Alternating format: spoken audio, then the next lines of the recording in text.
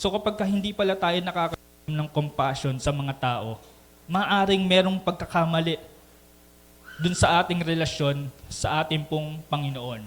Alam niyo po, naalala ko yung sinabi sa akin ng leader ko, si Kuya Jeff, yung leader ko dati sa simbahan. Sabi niya, ito yung lagi niyang pabaon sa akin every time we go to a mission.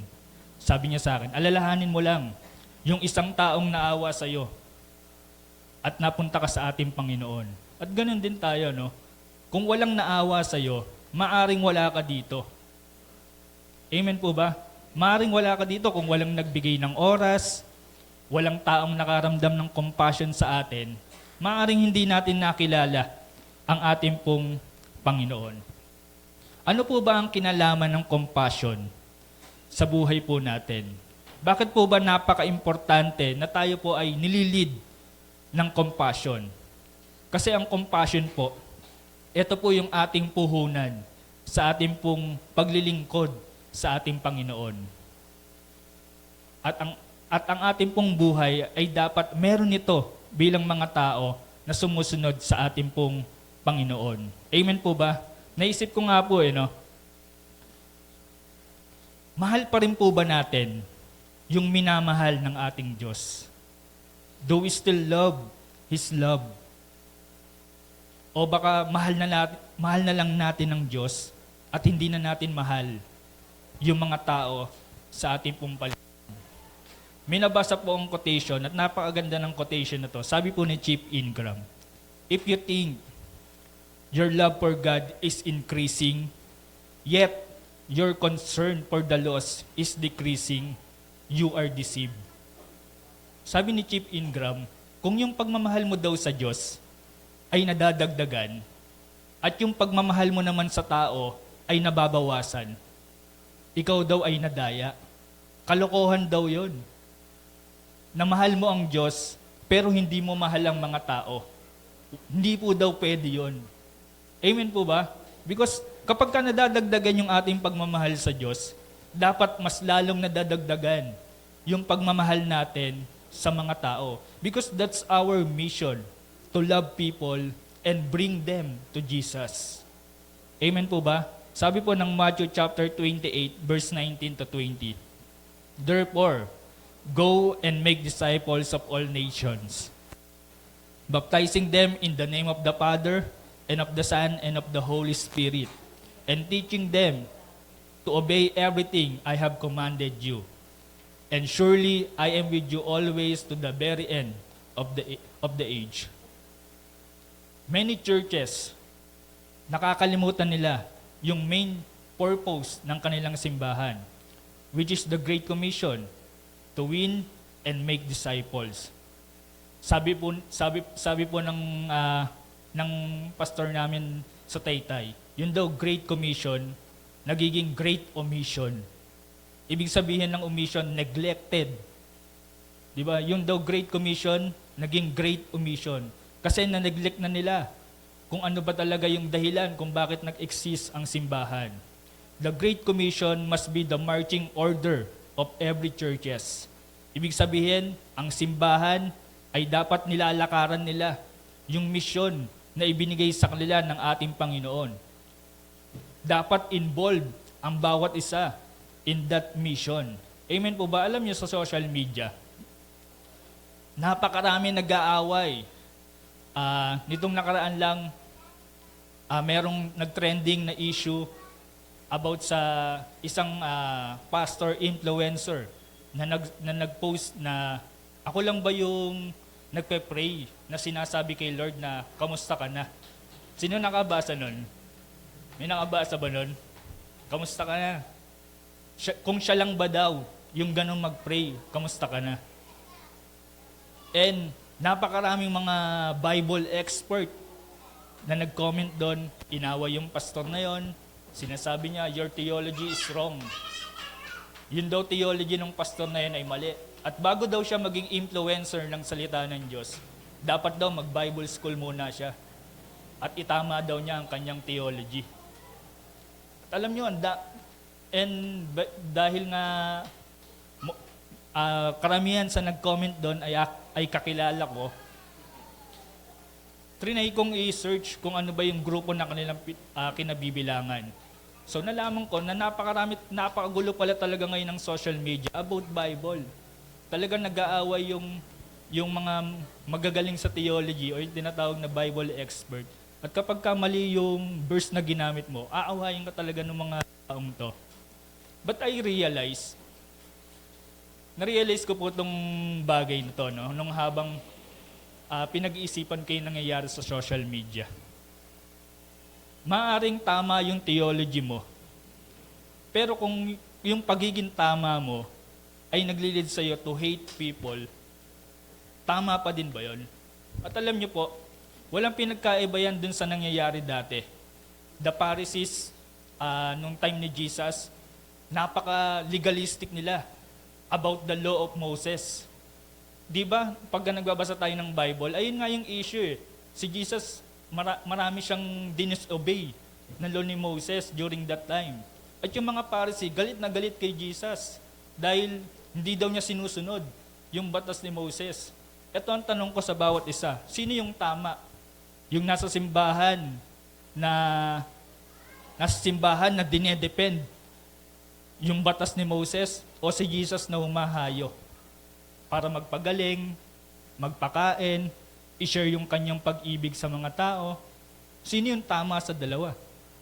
Yung nagde-depend ng batas ni Moses o si Jesus na humahayo para i-share yung pag-ibig ng Diyos sa mga tao? Amen po ba?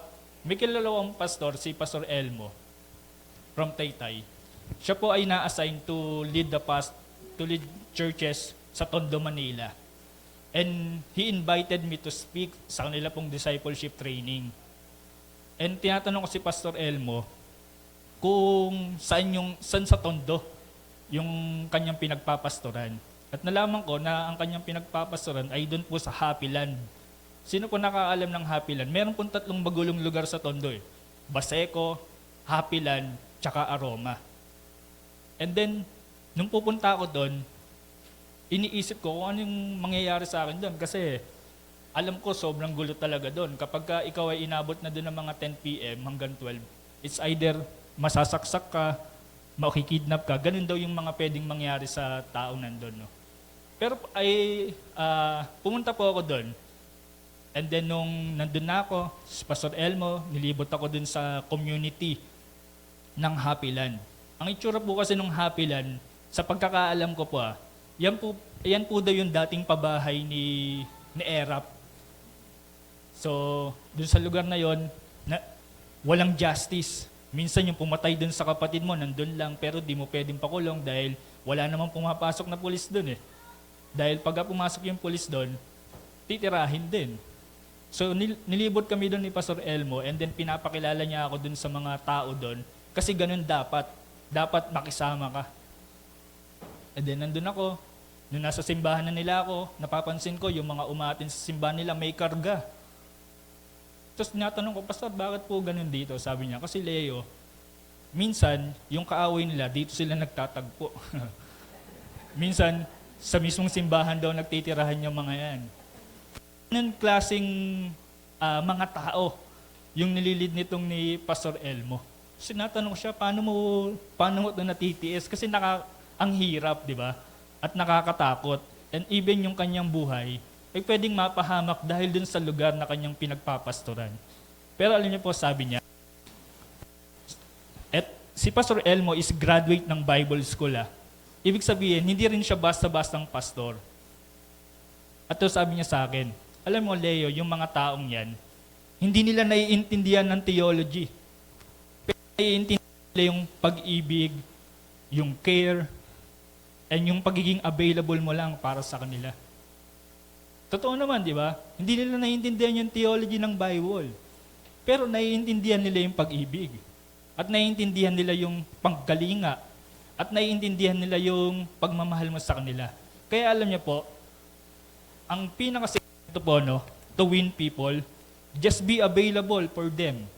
Samahan mo sila, ipakita mo yung pag-ibig mo sa kanila, kalingain mo sila, at darating ang time, mamahalin din nila yung Diyos na minahal po natin. Amen po ba? At alam niyo po, napaka-successful ng church na yon. Marami ng kabataan doon ang nasa Europe and became a missionary. Dahil sa ministry, doon sa Tondo, Manila na yon. Walang imposible sa Panginoon. Kailangan lang natin lakaran kung ano po ba yung mission na ibinigay po sa atin ng ating pong Panginoon. Hindi ko sinasabing mali ang theology. No? Pero dapat yung theology natin ay naglilid sa atin na mahalin yung tao. That's the right theology. At kapag yung theology mo ay nililid ka sa pagkamuhuy sa tao, that's wrong. Sabi po ng 1 Corinthians chapter 9 verse 19 to 23. Sabi po dito ni Apostle Paul, "For though I am free from all, I have made myself a servant to all, that I might win more of them. To the Jews, I became as a Jew, to win Jew. To those under the law, I became as one under the law, that I might win those under the law. To those outside the law, I became as one outside the law, that I might win those outside the law. To the weak, I became weak, that I might win the weak. I have become all things to all people, that by all means I might save some. I do it all for the sake of the gospel, that I may share with them in its blessing." Napakalupit po ni Paul, no? Sabi niya, sa mga Hudyo, nagpaka-Hudyo ako para lang mawin yung mga Jewish people. And we all know, no? Si Apostle Paul is a Roman citizen. So ibig sabihin, he is above dun sa mga tao na kanyang pinaglilingkuran. Pero para mawin yung mga taong to, anong sinabi ni Apostle Paul? Nagpaka-Hudyo ko para sa kanila. At para sa mga mahihina, sinasamahan ko sila. Ginagawa daw niya lahat yon for the sake of the gospel. At alam niyo po, habang binabasa ko itong mga verses na to, dinala ako nito sa katanungan na bakit ganoon si Apostle Paul? Ano yung nagmamotivate sa kanya to preach the gospel sa mga ganitong mga tao? He is willing to be a Jew to the Jews for the sake of the gospel. To those under the law, he became under the law. At dun sa mga mahihina, he became weak for the sake of the gospel. Bakit si Paul was so eager and motivated and willing to do sacrifices for the sake of the gospel of Christ? Bakit kaya? Bakit siya ganun na lang kamotivated? And if we study the life of Apostle Paul, napakadami natin mapupulot at makikita ang dahilan kung bakit siya ganun na lang kamotivated to bring the gospel to the people. Pero pumili lang po ako ng dalawa. First, because people need Jesus. And then second, he understand the power of the gospel. Alam ni Paul kung ano yung magagawa ng salita ng Diyos o ng ebanghelyo ng Diyos sa mga tao. Sabi po ng Romans chapter 1 verse 14-16, Paul said, "I am obligated both to the Greeks and non-Greeks, both to the wise and the foolish. That is why I am so eager to preach the gospel also to you who are in Rome. For I am not ashamed of the gospel, because it is the power of God that brings salvation to everyone who believes. First to the Jew, then to the Gentiles." Meron po akong ipapakita sa inyong picture. Sa picture pong yan, makikita natin yung purpose of writing ng Book of Romans. And pagka tinignan natin yung chapter 1 to 8 ng Book of Romans, ang main purpose ng writing is saving the sinner because of the depravity of humanity. So, one of the major reason why Apostle Paul was so eager to go to Rome because of the wickedness of Romans. Dahil daw, nung time na yan, sa bayan ng Roma, yung mga tao daw doon, yung mga lalaki, ayaw nang sumiping sa babae, kundi sa kapwa ng lalaki, gusto sumiping ng mga lalaki, and even yung mga babae. Ganyan na po daw ka-wicked yung bayan ng Roma during that time. Kaya si Apostle Paul, sa introduction, sa umpisa pa lang na part ng writings niya sa Romans, sabi niya, I am not ashamed of the gospel of Christ, because it is the power of God that brings salvation to everyone who believes. Kaya siya sobrang eager na i-preach ang gospel ng ating Panginoon sa mga tao dahil nakikita niya na yung mga tao ay sirang-sira ang kanilang mga buhay. At gaano po ba ka-powerful gospel ng ating Panginoon? The gospel is the power of God that brings salvation to everyone who believes. The gospel tell us how God worked through Christ to make our salvation possible. And the heart of its message focus on Christ's death as the payment of our sin and Christ's resurrection for our justification. Ang mabuting balita ng Diyos o ang ebanghelyo ng Diyos ay ang kompletong kapahayagan ng kagustuhan ng Diyos na ang mga tao ay maligtas at ng kanyang pagmamahal sa mga tao. Si Paul, hindi niya ikinahiya yung mabuting balita ng Diyos dahil alam niya na iyon lang yung paraan para malaman ng mga tao yung kaligtasan. At ayun lang yung paraan para malaman ng mga tao yung pagmamahal at yung dakilang ginawa ni Kristo sa krus. Kailangan ito ng mga tao, kaya hindi niya ikinahiya yung salita ng Diyos. We need the gospel, and people need the gospel. The gospel doesn't need us. The gospel doesn't need the government or politics. The gospel doesn't need you. We need the gospel. It saves us, equip us, compel us, motivate us, inspire us, and the gospel train us. We need the gospel because it is the power of God that brings salvation to us. Amen po ba? Kailangan natin yung ebanghelyo ng Diyos. And also the gospel is the power of God that brings transformation. The gospel is not only intended to allow people to avoid God's judgment. The gospel is more than getting people saved. The gospel is also intended to transform us, to transform our lives. The gospel is about giving people life. The gospel is the good news that faith in Jesus alone gives life and transform our life. Ang buhay natin ay isa sa katibayan na ang salita ng Diyos ay binabago tayo araw-araw. Amen po ba? At ang pagbabagong yan ay hindi instant, kundi ito po ay patuloy na proseso sa mga buhay po natin. Sabi nga po ng Galatians 1:22-24, sabi po ni Paul, I was personally unknown to the churches of Judea that are in Christ. They only heard the report.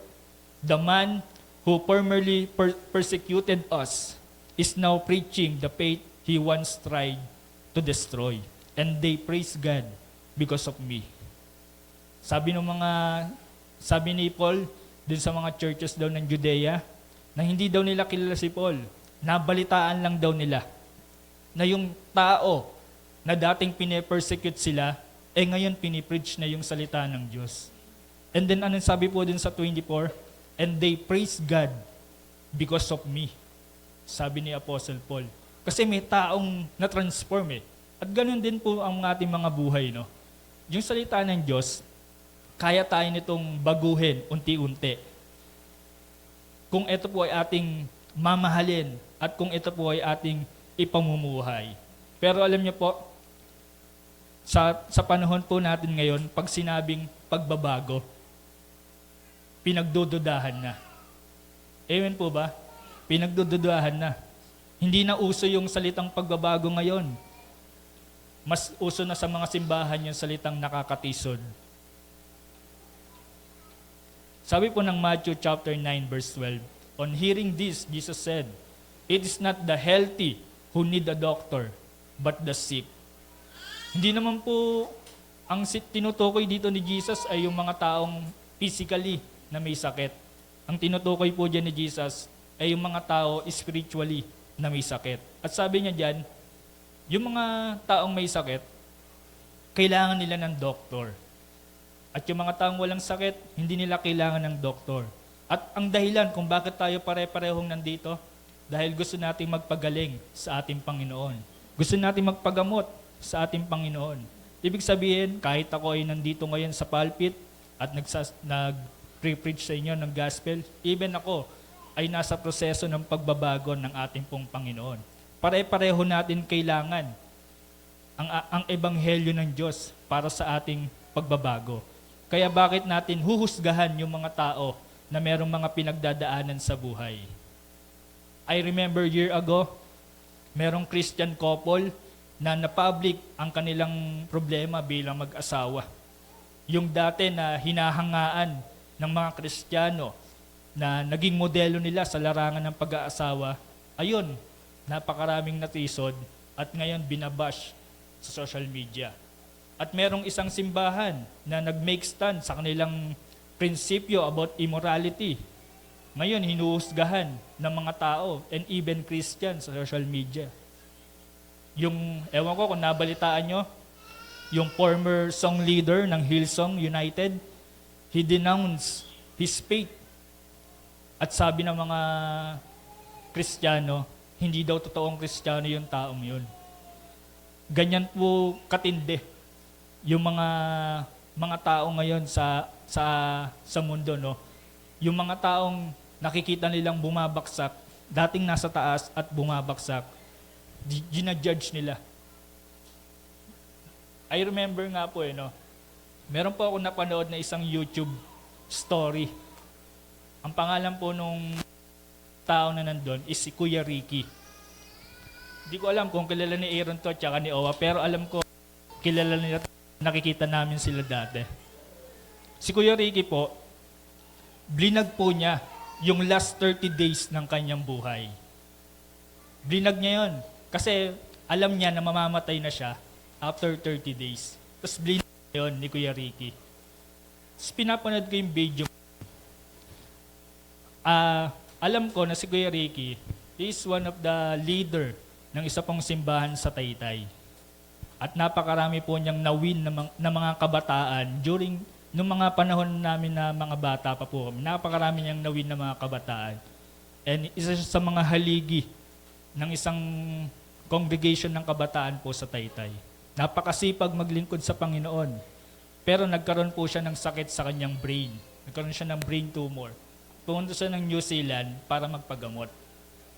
And then dahil wala nang pag-asa yung kanyang sakit, nagkaroon siya ng tani na 30 days na lang, siya po ay mamatay niya. Blinag niya yung 30 days na yon. Alam niyo po, pag pinanood niyo po yung video na yon, sinasabi niya doon na he is Antichrist. Minumura niya yung Diyos. At sinasabi niya na hindi totoo ang Diyos. Pero ang layo dun sa dati na nakikita namin sa kanya. Napakalayo. At kung ako, hindi ko siya kilala. Hindi ko alam yung kanyang background. Husgahan ko yun, na hindi siya totoong Kristiyano. Pero alam niya po, nag-go deeper pa ako dun sa nangyari kay Kuya Ricky. And nakita ko na merong sinabi yung kanyang asawa na etong taong to, because of the brain tumor, nagkaroon siya ng parang naiba yung kanyang isip dahil dun sa sobrang pain na kanyang pinagdadaanan sa buhay, naiba na yung kanyang isip at kaya niya nasasabi yung mga bagay na yan. Pero alam niyo po, dun sa pinakahuling araw ng buhay niya, sama-sama sila ng kanyang mga kamag-anak, kanyang mga kaibigan, binidyoan nila, and then makikita niyo po doon, they worship God. Naalala ko nga yung kantang kinakanta ni Kuya Ricky that time, The Heart of Worship. No? And makikita natin doon, no? Kahit ano pa yung pinagdadaanan doon ni Kuya Ricky, yung support system ng kanyang pamilya and even his friends, alam nila na hindi ganun yung taong yon. Amen po ba? Kaya napakahirap, diba? Natuldukan natin yung isang tao na sinusulat pa ng Diyos yung istorya ng kanyang buhay. Amen po ba? Kaya choose to love people. Diba? Mahalin natin yung mga tao dahil pare-pareho lang naman po tayo na nasa proseso ng pagbabago ng ating pong Panginoon. Amen po? Number 3 po, gospel is the power of God that brings commission. Romans chapter 1, verse 14 to 15, Paul said, I am obligated to Greeks and non-Greeks, to the wise and to the foolish. That is why I am so eager to preach the gospel also to you who are in Rome. When Paul understand the gospel, naintindihan niya na yung ebanghelyo ng Diyos na yon ay nagbigay sa kanya ng isang misyon. And what is that mission? To preach the gospel of Christ. Amen po ba? Gospel bring us salvation, gospel brings us transformation, and also the gospel bring us commission. Paul was so eager to preach the gospel. Hindi niya ikinahiya ang mabuting balita ng Diyos because he understand that it is his assignment as Christ's servant to bring the gospel of Christ to the people. I am obligated, sabi ni Paul, I am obligated. Tinanggap niya yung mission na ibinigay sa kanya ng Panginoon. That is to preach the gospel to the people. Amen po ba? Pwede po ba tayong tumayo?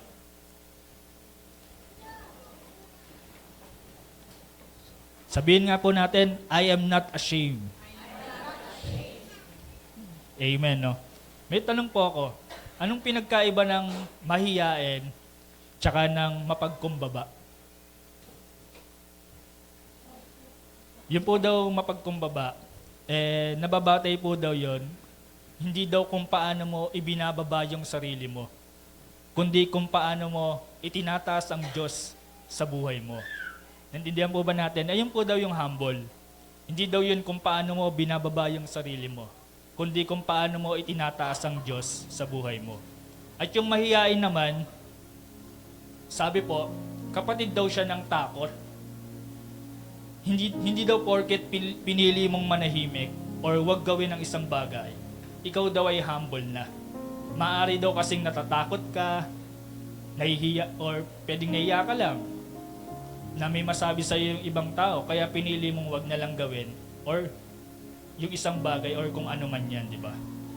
Pero si Apostle Paul, ulitin ko po, no, sabi niya, I am not ashamed. Hindi ko ikinahihiya ang ebanghelyo ng Diyos. Because it is the power of God that brings salvation to everyone who believes. Parang napakatapang na pananalita or mayabang na pananalita.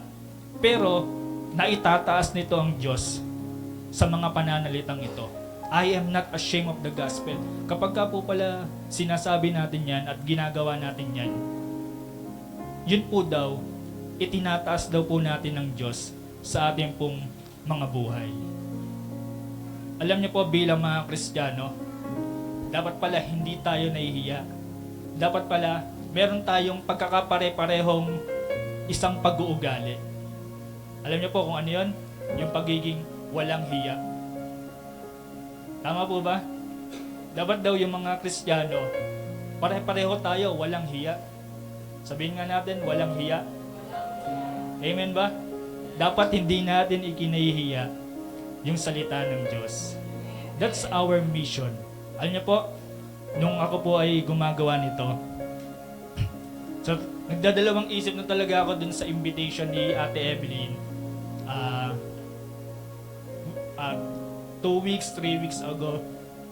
Kasi po, starting first week of September, ang tatay ko po ay na-hospital. And mula nung September 7, hindi na po kami napahinga hanggang po ngayon. Ngayon po, tatay ko ay nasa Philippine Heart Center. Ayan, nandiyan po siya ngayon. And actually, kagagaling ko lang po doon. Kagabi po ako nakauwi. Ako yung nagbantay. And nakala ko, kaya ko. Pero hindi ko pala kaya yung stress. Kasi biruin nyo, iuwi namin siya, makakalabas ang daddy, tapos one day lang, babalik na naman. Tapos 2 weeks sa hospital, tapos uuwi, tapos babalik na naman. Parang nga na-trauma na ako matulog eh. Kasi pagka matutulog ako, bigla akong gigisingin ng kuya ko na nadadalhin daw tatay ko sa hospital. Parang nakaka-trauma. Sino po yung naka-experience nun? Yung parang gigisingin ka. Ang hirap, sabi ko, ang hirap pala nung ganun. Parang nararamdaman, parang ayaw ko na matulog. Ganun. So, habang pinipare ko to, sabi ko, Lord, kaya ko ba to? Parang ang dami kasi pumapasok sa isip ko na mga bagay-bagay na tawag dito. Ang hirap, first time ko kasi magdala ng magulang sa ospital. And dati hindi ko naman alam yung pakiramdam na ganun eh. Hindi ko alam na ganun pala yung kahirap, no. And habang nagpe-pray ako, no, God answered me. Just preach the word. Just preach the word. And siya na yung bahala kung ano man yung pinagdadaanan namin ngayon as a family. Kaya nga sabi ni Paul doon, I am obligated. Diba? I am obligated. Tinanggap niya sa buhay niya yung kanyang responsibilidad to preach the gospel of Christ. At kahit ano yung kanyang pinagdadaanan sa kanyang buhay, he is obligated to preach the gospel. Pinipili niya yung pinipili niya yung mission niya sa kanyang buhay to preach the gospel to the people. And that's my encouragement to each one of us. Always choose to preach the gospel. Amen po ba? Let us all pray. Lord Jesus, thank you for your word. And thank you, Lord, dahil ngayong umagang ito, nalaman namin ano po ba yung mission namin as a Christian. Hindi lang po kami naligtas to go to church, but kami po ay naligtas to go, win souls, and make disciples. Lord, tulungan niyo po kami, Panginoon, to be not ashamed, na wag mahiya, Panginoon, every time na merong pagkakataon na ma-share namin yung salita ninyo sa mga tao. Turuan niyo kami na wag mahiya, Panginoon. And I pray this church, Panginoon, ay patuloy na yakapin yung mission ninyo, Panginoon, sa simbahang ito. At mas marami pang mga tao ang makakilala sa inyo at maglingkod sa inyo. In Jesus' name we pray, Amen.